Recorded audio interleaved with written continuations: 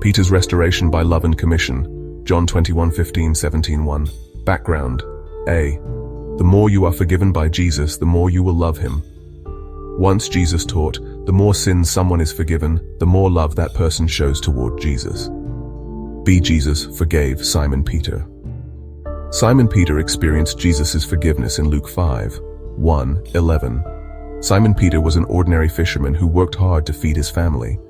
On that day, he had worked all night, but unfortunately caught no fish. Jesus told him to try the deep water. When he obeyed, they miraculously caught a great number of fish, so much that their net began to break. Through this experience, Simon Peter realized he was a sinner, and Jesus forgave him by saying, "Do not be afraid."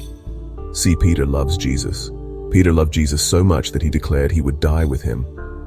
Peter expressed his love for Jesus by fighting to protect him when they came to arrest him.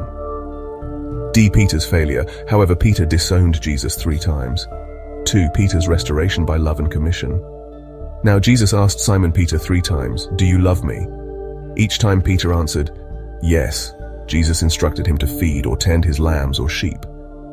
This reminds us of Matthew 25:35, 36:40, where Jesus considers those who need care as himself.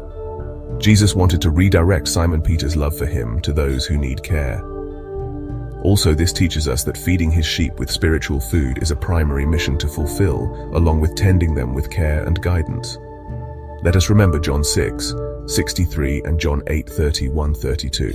John 6:63 NKJV 63. It is the Spirit who gives life. The flesh profits nothing.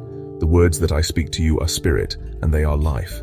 John 8:31-32 NKJV 31. Then Jesus said to those Jews who believed him, "If you abide in my word, you are my disciples indeed." 32. And you shall know the truth, and the truth shall make you free. The greatest problem of humanity is slavery to sin.